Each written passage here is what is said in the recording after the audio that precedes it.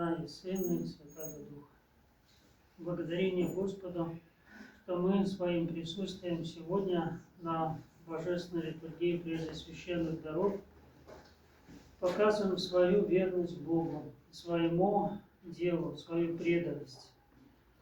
И нашим сегодня таким духовным ориентиром и ярким примером является святитель Никифор, патриарх Константинопольский. Это благочестивый муж IX столетия, который в эпоху иконоборчества при императоре иконоборца Льве Армянине отстаивал правоту нашей православной церкви даже ценой своего положения.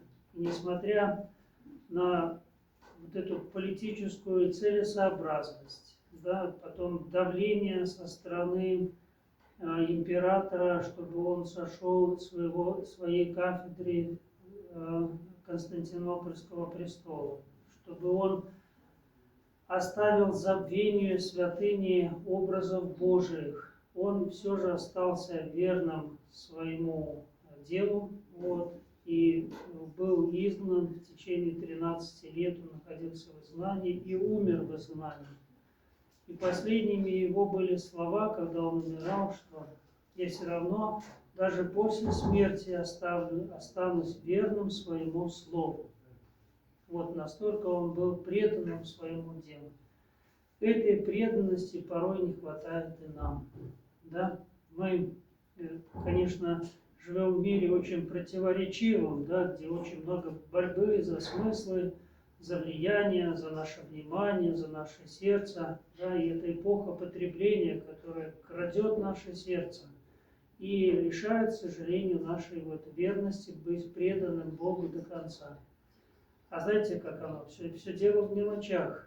Тут не требуется какой-то верности ценой своей собственной жизни. Эта верность находится в какой-то определенной мелочи. И если вдруг вот эта индустрия потребления забрала наше сердце хотя бы на одно мгновение, на одну минуточку, значит, мы потерпели неудачу. Украл у нас внимание, мы увлеклись чем-то. Особенно, когда внимание крадет у нас сейчас информационное пространство. Оно крадет.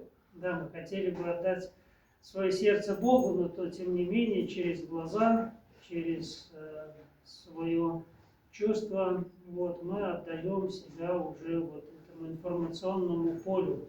К сожалению, мы теряем эту верность время от времени. Это, конечно, не говорит о том, что у нас все плохо. Нет.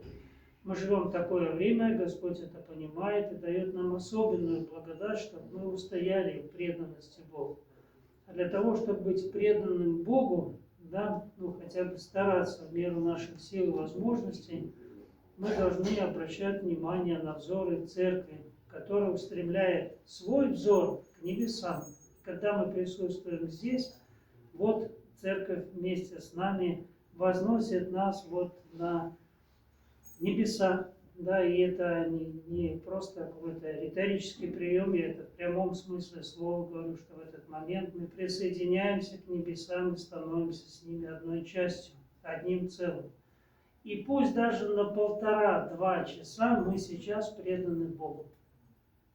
Мы уже стараемся ни о чем другом не думать, думаем о молитве, вникаем в суть слов, которые воспевает и произносит на богослужении Церковь.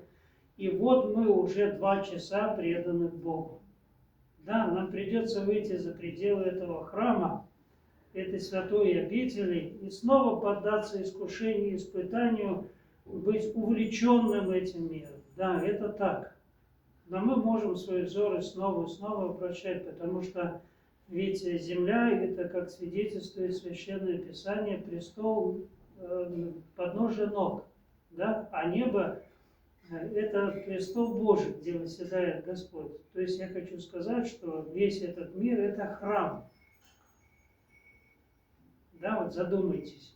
Нам кажется, храм — это в определенном географическом месте. Нет, храм, он везде. Везде, где присутствует Бог, везде, где есть земля и небо, там и подножие, и престол Господень. И если мы хотя бы на мгновение свои взоры обращаем на что-то более возвышенное, я сейчас не говорю просто о небесах, да, я говорю о возвышенном, о милосердии, о сострадании, о любви, о понимании, вот, об оправдании, когда мы оправдываем и не осуждаем человека, то вот на эти минуточки мы уже опять же возносимся к Богу, к небу и становимся опять преданными своему делу. И пусть я желаю, чтобы вот мы были как можно чаще преданы и себе, и своим внутренним принципам, которые они у нас есть, несмотря ни на что. Да, и это не говорит о том, что мы сейчас должны прийти и сказать правду матку, все, что мы видим, и все. Я не говорю об этом.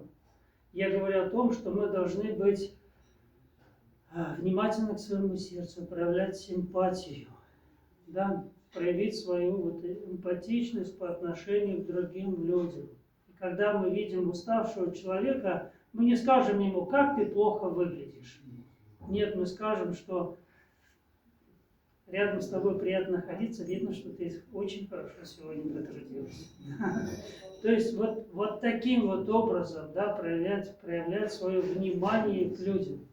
И вот тоже, смотрите, мы можем таким же образом быть преданным Богу и преданным своим христианским принципам.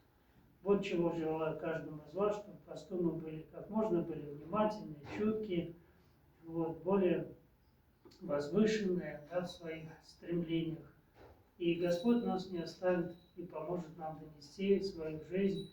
И когда Божий, придя, мы скажем: Господи, вот моя жизнь, посмотри, я старался быть добрым, светлым человеком. Храни вас всех Господь, с праздником.